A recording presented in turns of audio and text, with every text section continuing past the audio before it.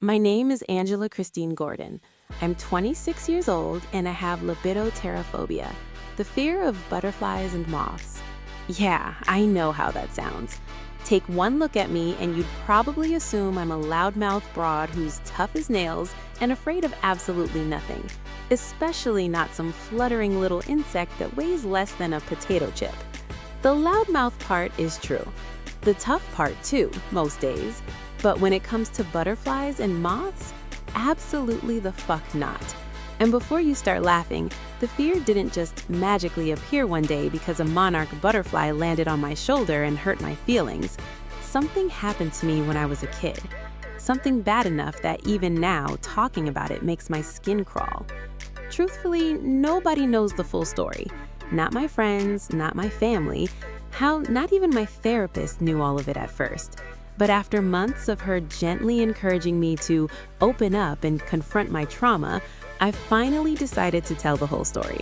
So go ahead, laugh if you want. A year ago, I probably would have put you through a coffee table for it.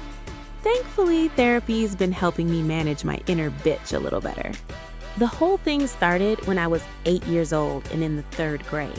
Back then, my teacher, Mrs. Brennan, decided we needed a fun, interactive science experience because apparently worksheets and documentaries weren't enough torture for a bunch of 8-year-olds. So one Friday morning, she rolled this giant mesh butterfly sanctuary into the classroom like she was unveiling the 8th wonder of the world. Meanwhile, I took one look at the thing and immediately thought, there's no way on earth I'm getting in there. It was basically a portable greenhouse full of butterflies. Tiny trees and flowers inside, little feeding trays, humid air fogging up the mesh walls. The whole thing looked like somebody zipped a piece of the rainforest into a laundry hamper. Of course, every other kid in class lost their damn minds over it. They're so pretty. Look at the blue one. Oh my God, it landed on Tyler. Meanwhile, Tyler looked like he was about to ascend directly into heaven because a butterfly touched his Spider-Man hoodie. Mrs. Brennan explained that we'd each get a turn stepping inside the enclosure for a closer learning experience. I still remember my stomach dropping. Even at that age, I didn't really like bugs. Butterflies didn't freak me out yet exactly, but I definitely didn't want them flying all over me either. Something about the way they moved bothered me. They never flew in straight lines. They fluttered all erratic and twitchy, like they didn't know where the hell they were going. When my turn came, I tried to tell Mrs. Brennan I didn't want to go in there. Unfortunately, adults love ignoring children the second they think something is harmless. "Oh, Angela, they can't hurt you," she told me with that big teacher smile. "They're just butterflies." Yeah, famous last words. The second I stepped inside that tent, I wanted back out. The air in there felt thick and hot. Butterflies kept drifting past my face, close enough for me to hear their wings fluttering. One landed on my shoulder, and I nearly screamed in front of the entire class. Everybody outside the enclosure started laughing. I remember feeling embarrassed more than scared at first. Then Mrs. Brennan told me to take a deep breath and relax. So, like an idiot, I did. The moment I opened my mouth to breathe in, one of those little bastards flew straight into it. And when I say into my mouth, I mean into my mouth. I felt wings smacking against my tongue and the back of my throat while its legs scratched around inside my mouth trying to escape. To this day, I still think I can feel it. I started choking immediately. I spit and gagged and stumbled backward into one of the little plants inside the enclosure while the rest of the class went dead silent. Then everybody started screaming at once. I remember hearing Mrs. Brennan yell my name. I remember somebody outside the tent crying because they thought I was dying. And I remember the butterfly finally coming back out of my mouth, all wet and flapping around like absolutely nothing had happened, while I collapsed to my knees, coughing so hard I threw up all over the floor of the sanctuary. That was the exact moment my brain decided butterflies were agents of Satan. Ever since 3rd grade, I've done my absolute best to avoid butterflies and moths whenever possible. Unfortunately, avoiding them entirely in Texas is about as realistic as avoiding humidity or political arguments at Thanksgiving dinner.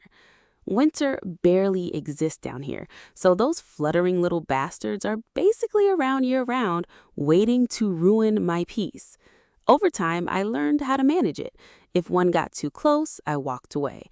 If I saw a cluster of them outside a building, I took another entrance.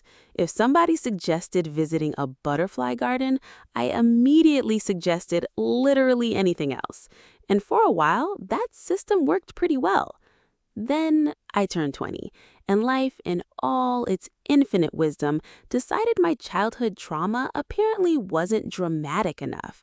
Because when I was 20 years old, I ended up trapped inside an abandoned church with more moths than I honestly believe should legally exist on planet Earth. I was 20 years old when my friends talked me into exploring the abandoned church.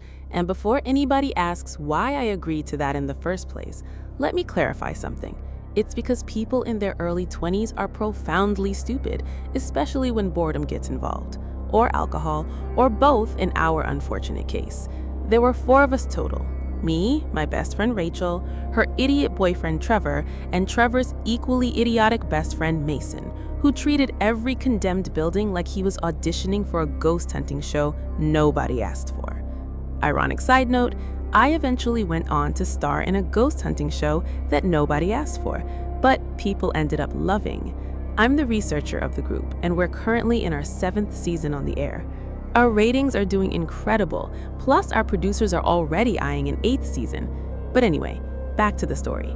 The church sat about 40 minutes outside Houston off some half-forgotten county road, surrounded by dead grass and crooked pine trees. According to Mason, it had been abandoned since the late 90s after storm damage caved part of the roof in. According to Trevor, Satan probably lived there now. According to me, we should have turned the hell around the second we pulled into the parking lot. Not because of the potential ghosts, but because of the actual moths. But church still had 2 old lampposts standing near the front entrance. Their yellow bulbs flickered weakly against the darkness, and both lights were absolutely covered in moths. Not a few moths either, hundreds of them, big ones, fat-bodied ones, pale gray ones the size of my palm, repeatedly smacking themselves against the glass hard enough to make tiny ticking noises. The sound alone made my skin tighten. Tick, tick, tick, tick, tick, wings battering glass. I stopped walking immediately. "Oh, hell no," I muttered. Rachel glanced back at me. "What?" I pointed toward the lamps like they personally offended me. "That!" Trevor burst out laughing. "Angela, they're moths." "Yeah, and sharks are just fish. What's your point?" Mason shined his flashlight toward the church entrance. "They're attracted to light. They're not going to bother you." That sentence should honestly be carved onto my tombstone at this point. They're not going to bother you. I stared at the moths for a few more seconds while my stomach twisted itself into a knot. Every instinct in my body told me to get back in the car immediately. But there's something uniquely humiliating about being the only scared person in a group, especially when the thing you're afraid of is moths.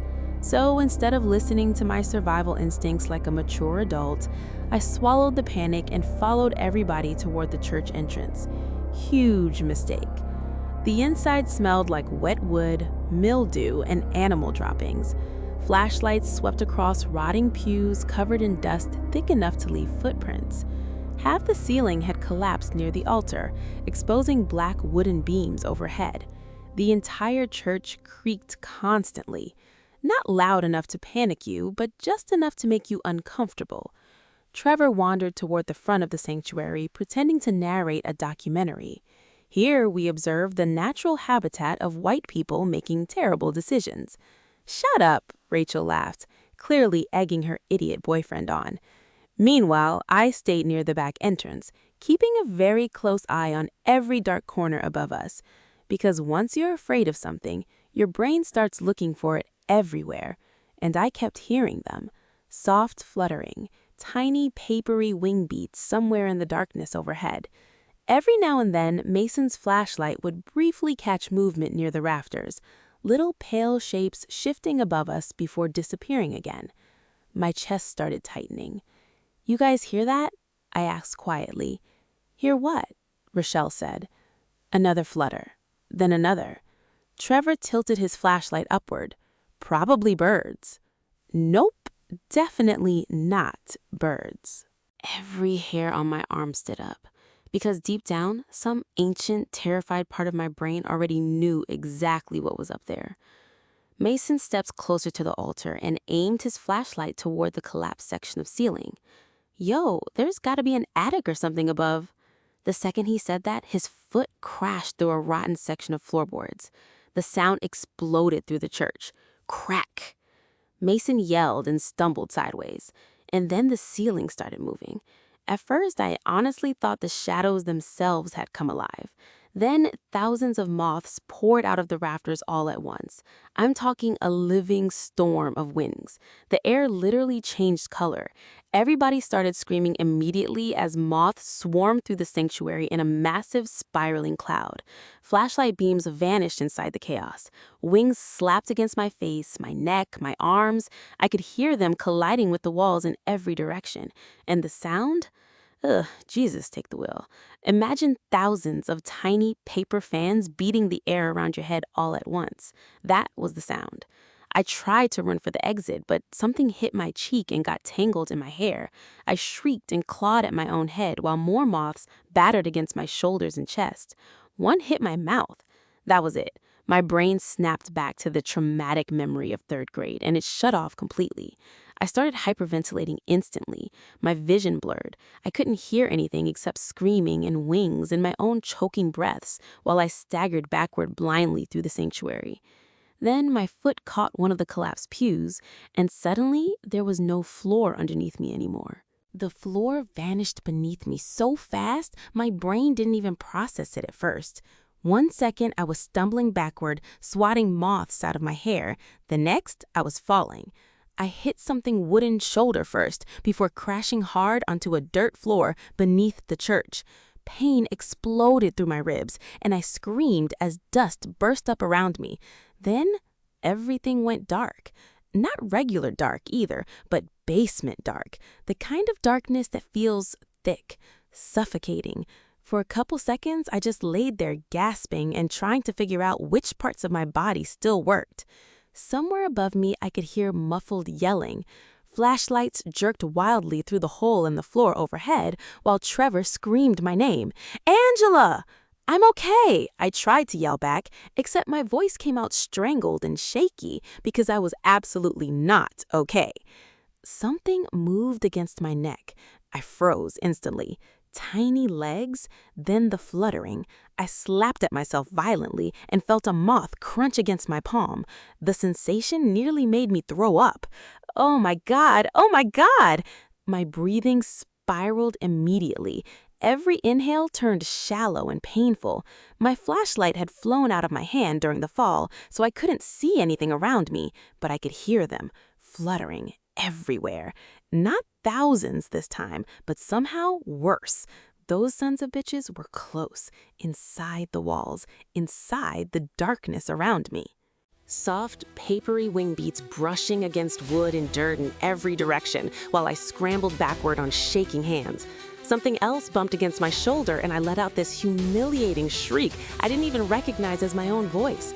More fluttering answered it. That's when I realized the basement or crawl space or whatever the hell it was full of them too. I heard Trevor yelling from above again. Angela, don't move. The floor's unstable.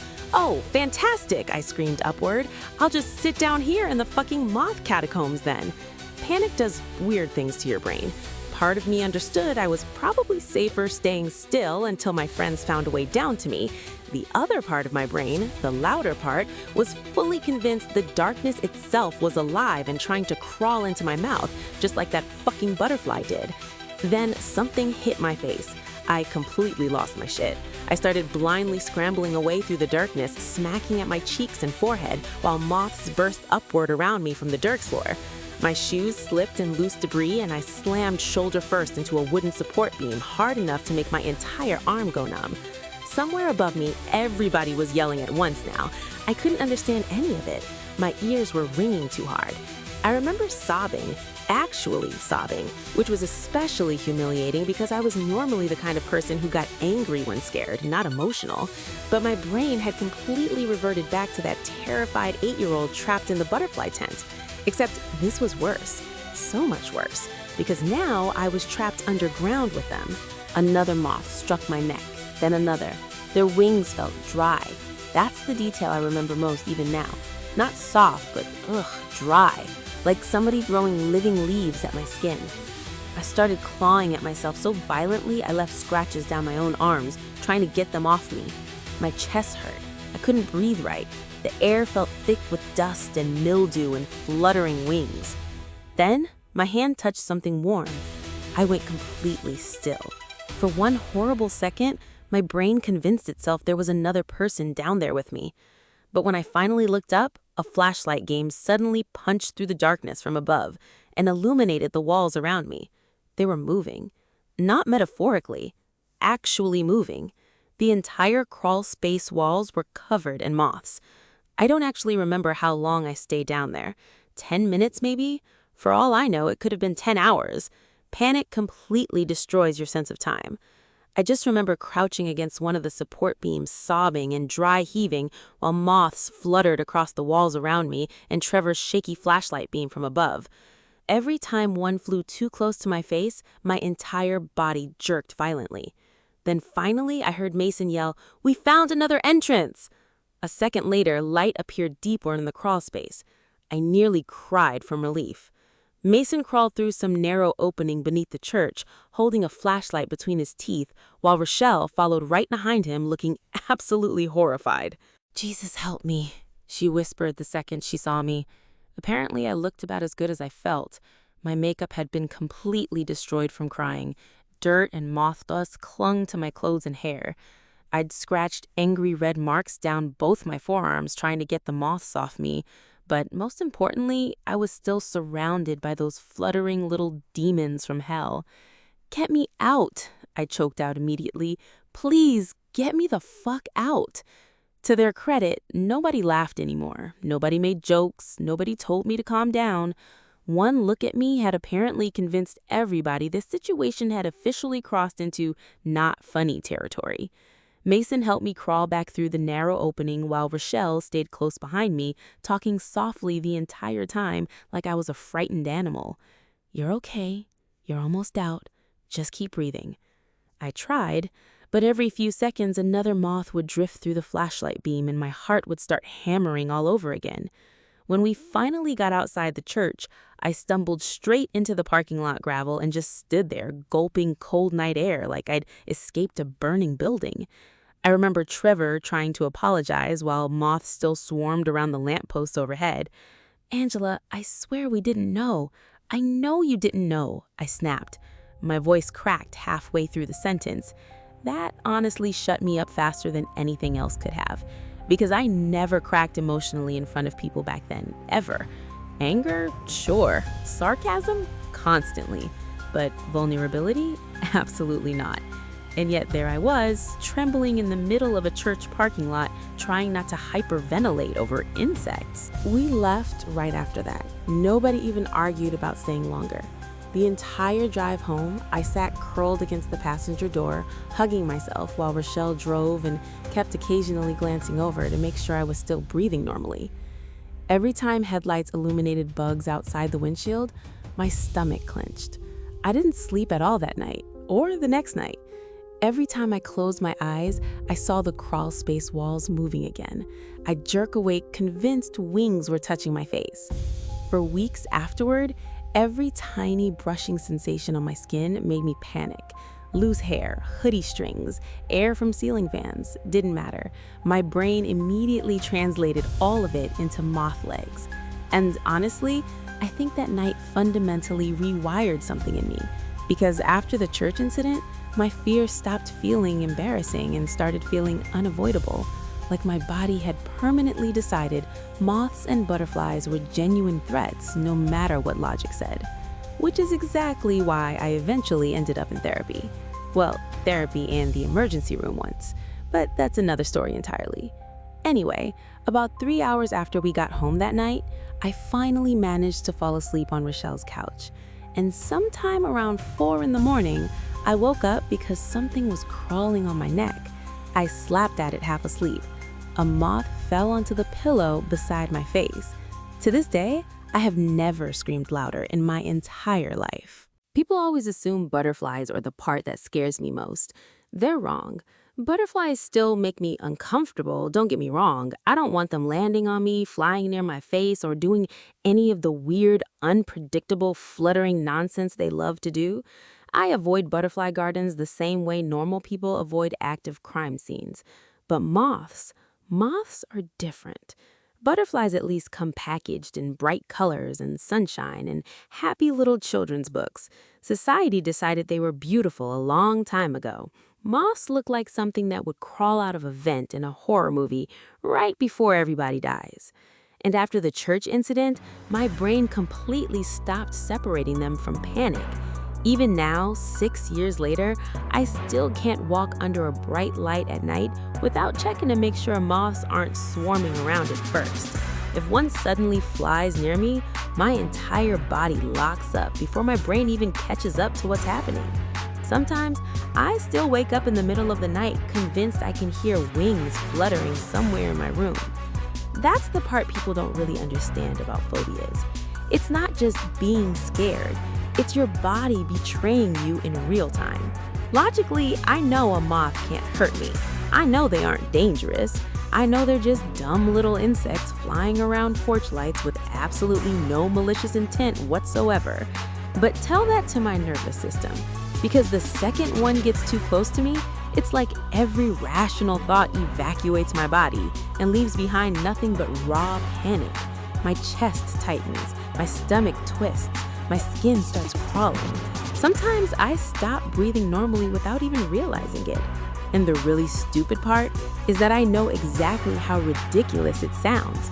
I'm fully aware there are people out there surviving wars and shark attacks and actual serial killers, while I'm over here emotionally collapsing because a fuzzy little idiot with wings flew too close to my Honda Civic. But trauma doesn't care whether something sounds rational afterward. Fear doesn't ask permission before rooting itself into your brain. Trust me, if I could flip a switch and stop being terrified of moths tomorrow, I absolutely would. Life would honestly be a whole hell of a lot easier. Until then, though, I'll continue doing what I've always done. Keeping my distance, avoiding butterfly exhibits like they're biohazard zones, and silently preparing for cardiac arrest every summer when moth season rolls around in Texas. And if you ever see me sprinting across a parking lot at full speed because something fluttered near a street lamp, mind your damn business. I'm fighting my own demons.